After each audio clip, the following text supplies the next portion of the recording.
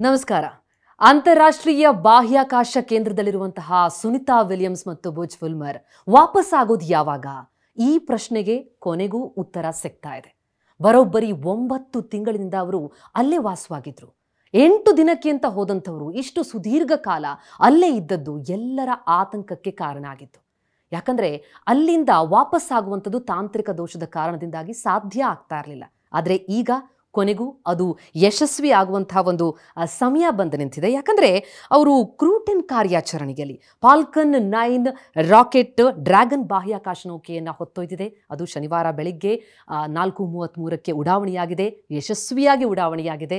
ಹಾಗಾಗಿ ಅದರ ಮೂಲಕ ಅವರು ವಾಪಸ್ಸಾಗುವಂತಹ ಸಮಯ ಬಂದೊದಗಿದೆ. ಬೋಯಿಂಗ್ನ ಸ್ಟಾರ್ ಲೈನರ್ನಲ್ಲಿ ಅವರು ಹೋದಂಥದ್ದು, ಆದರೆ ಈಗ ವಾಪಸ್ಸಾಗ್ತಾ ಇರುವಂಥದ್ದು ಸ್ಪೇಸ್ ಎಕ್ಸ್ನ ಡ್ರ್ಯಾಗನ್ ಮೂಲಕ. ಆದರೆ ಒಟ್ಟಾರೆಯಾಗಿ ಅವರು ವಾಪಸ್ ಆಗೋದಕ್ಕೆ ಸಾಧ್ಯ ಆಗ್ತಾ ಇದೆಯಲ್ಲ ಅನ್ನುವಂಥದ್ದು ಬಹಳ ಸಮಾಧಾನದ ವಿಚಾರ. ಹಾಗಂತ ಅವರು ವಾಪಸ್ ಆಗೋದಕ್ಕೆ ಇಷ್ಟು ವಿಳಂಬ ಆದರೂ ಅಲ್ಲಿ ಮಾಡಿದಂತಹ ಸಾಧನೆಗಳೇನು ಕಡಿಮೆ ಇಲ್ಲ. ಯಾಕಂದರೆ ಸುನಿತಾ ವಿಲಿಯಮ್ಸ್ ಅವರು ಇದು ಮೊದಲೇನಲ್ಲ ಹೋದಂಥದ್ದು, ಇದು 3ನೇ ಬಾರಿಗೆ ಅವರು ಹೋದಂಥದ್ದು. ಆದರೆ ಈ ಹಿಂದೆ ಎಲ್ಲ ನಿಗದಿಯಂತೆ ಅವರು ವಾಪಸ್ ಆಗೋದಕ್ಕೆ ಸಾಧ್ಯ ಆಗಿತ್ತು. ಬರೋಬ್ಬರಿ 25 ವರ್ಷಗಳಿಂದ ಅವರು ISSನಲ್ಲಿ ಸಕ್ರಿಯವಾಗಿದ್ದಾರೆ.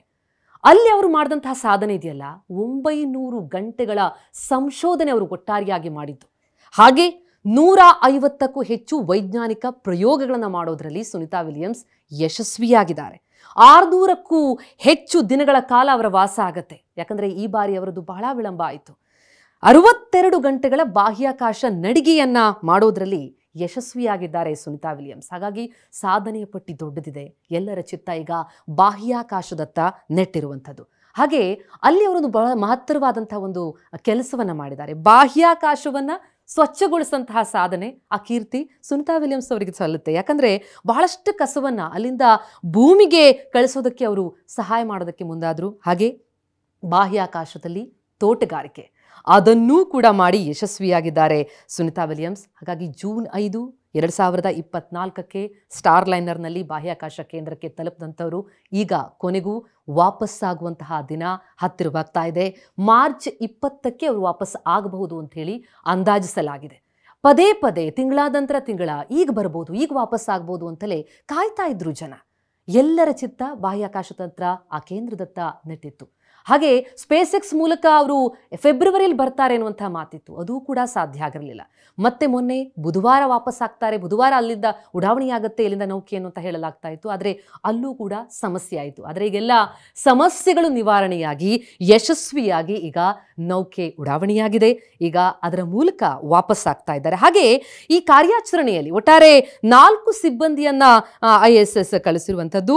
ನಾಸಾದ ಗಗನಯಾತ್ರಿಗಳಾದಂತಹ ಆನ್ ಮೆಕ್ಲೇನ್ ಮತ್ತು ನಿಕೋಲೈಯರ್ಸ್, ಹಾಗೆ ಜಾಕ್ಸಾ ಅಂದರೆ ಜಪಾನ್ ಏರೋಸ್ಪೇಸ್ ಎಕ್ಸ್ಪ್ಲೋರೇಷನ್ ಏಜೆನ್ಸಿಯ ಗಗನಯಾತ್ರೆ ಆಗಿರುವಂತಹ ಟುಕಿಯಾ ಒನಿಶಿ, ಹಾಗೆ ರೋಸ್ಕೋಸ್ಮೋಸ್ನ ಗಗನಯಾತ್ರೆ ಆಗಿರುವಂತಹ ಕಿರಿಲ್ ಪೆಸ್ಕೋವ್, ಇವರೆಲ್ಲರೂ ಕೂಡ ಹೋಗ್ತಾ ಇದ್ದಾರೆ. 4 ಹೋಗ್ತಾ ಇದ್ದಾರೆ. ಆದರೆ ವಾಪಸ್ ಬರುವಾಗ ಕರೆದುಕೊಂಡು ಬರಲಾಗುತ್ತೆ ಸುನಿತಾ ವಿಲಿಯಮ್ಸ್ ಮತ್ತು ವಿಲ್ಮರ್ ಅವರನ್ನ. ಬಾಹ್ಯಾಕಾಶ ನಿಲ್ದಾಣಕ್ಕೆ ಈಗಾಗಲೇ ಕಳಿಸಲಾಗಿದೆ, ಯಶಸ್ವಿ ಉಡಾವಣೆಯಾಗಿದೆ. Fingers are crossed. ಈಗ ವಾಪಸ್ ಆಗೋದಷ್ಟೇ ಬಾಕಿ. ಆದರೆ ವಾಪಸ್ ಆದ ಮೇಲೆ ಇದೆಯಲ್ಲ, ಅಲ್ಲಿನ ವಾತಾವರಣಕ್ಕೂ ಭೂಮಿಯ ವಾತಾವರಣಕ್ಕೂ ಬಹಳ ವ್ಯತ್ಯಾಸ ಇದೆ. ಹಾಗಾಗಿ ಹೋಗುವಾಗಲೂ ಸಕಲ ಸಿದ್ಧತೆಗಳನ್ನು ಮಾಡಿಕೊಂಡೇ ಹೋಗಿರ್ತಾರೆ. ವಾಪಸ್ ಆದ ಮೇಲೂ ಕೂಡ ಭೂಮಿಯ ವಾತಾವರಣಕ್ಕೆ ಅವರ ಶರೀರ ಹೊಂದ್ಕೊಳ್ಳೋದಿದೆಯಲ್ಲ, ಬಹಳ ದೊಡ್ಡ ಸವಾಲಾಗುತ್ತೆ. ಹಾಗಾಗಿ ಅದಕ್ಕೆ ಒಂದು ಬೇಬಿ ಫೂಟ್ ಅಂತ ಹೇಳ್ತಾರೆ. ಹೇಗೆ ಮಕ್ಕಳು ಹುಟ್ಟಿದ ಮೇಲೆ ನಡೆಯೋದಕ್ಕೆ ಆರಂಭ ಮಾಡುವಂಥ ಸಂದರ್ಭದಲ್ಲಿ ಅವರ ಕಾಲಿನ ಚರ್ಮ ಗಟ್ಟಿಯಾಗಿರೋದಿಲ್ಲ, ನಡೆಯೋದಕ್ಕೆ ಸಾಧ್ಯ ಆಗೋದಿಲ್ಲ. ಆ ರೀತಿಯಾದಂತಹ ಒಂದು ಪರಿಸ್ಥಿತಿ ಅವರಿಗೆ ವಾಪಸ್ ಆದಾಗ ನಿರ್ಮಾಣ ಆಗಿರುತ್ತೆ. ಹಾಗಾಗಿ ಇಲ್ಲಿ ಭೂಮಿಯ ವಾತಾವರಣಕ್ಕೆ ಹೊಂದ್ಕೊಳ್ಳೋದಕ್ಕೆ ಅವರಿಗೆ ಕೊಂಚ ದಿನಗಳು ಕೂಡ ಹಿಡಿಯುತ್ತೆ. ಆದರೆ ವಾಪಸ್ ಬರುವಂತಹ ಎಲ್ಲ ಯಶಸ್ಸು ಅವರಿಗೆ ಲಭಿಸುತ್ತೆ. ಯಾಕಂದರೆ ಇದು ಮೊದಲೇನಲ್ಲ ಅವರು ಅಂತರಿಕ್ಷಯಾನವನ್ನು ಮಾಡಿ ವಾಪಸ್ ಆಗ್ತಾ ಇರುವಂಥದ್ದು. ಈ ಬಾರಿ ಅತಿ ಹೆಚ್ಚು ದಿನಗಳ ಕಾಲ ಹೋಗಿದ್ದಾರೆ ಅಂತನ್ನುವಂಥದ್ದು ಕೊಂಚ ಕಳವಳಕಾರಿಯಾಗಿತ್ತು. ಅದರಲ್ಲೂ 57ರ ಹರೆಯದ ಸುನಿತಾ ವಿಲಿಯಮ್ಸ್ ಇಂತಹ ವಯಸ್ಸಿನಲ್ಲೂ ಕೂಡ ಸಾಧನೆ ಮಹತ್ತರವಾದದ್ದು. ಜೊತೆಗೆ ಇಷ್ಟು ವಿಳಂಬ ಆಗಿ ಈಗ ವಾಪಸ್ ಆಗ್ತಾ ಇದ್ದಾರೆ ಅನ್ನುವಂಥದ್ದು ಬಹಳ ದೊಡ್ಡ ಸಮಾಧಾನವಂತರುವಂಥ ವಿಚಾರ. ಹಾಗಾಗಿ ಯಶಸ್ವಿಯಾಗಲಿ ಈ ಕಾರ್ಯಾಚರಣೆ, ವಾಪಸ್ ಅವರು ಸುರಕ್ಷಿತವಾಗಿ ಬರಲಿ, ಜೊತೆಗೆ ಆರೋಗ್ಯವಾಗಿರಲಿ ಅಂತ ಇಡೀ ಜಗತ್ತು ಪ್ರಾರ್ಥಿಸ್ತಾ ಇದೆ. ಆ ಪ್ರಾರ್ಥನೆಗೆ ಫಲ ಸಿಗುವಂತಹ ಸಮಯ ಸನ್ನಿಹಿತ ಆಗಿದೆ. ಮಾರ್ಚ್ 20ಕ್ಕೆ ಬಹುಶಃ ವಾಪಸ್ಸಾಗುವ ನಿರೀಕ್ಷೆ ಇದೆ.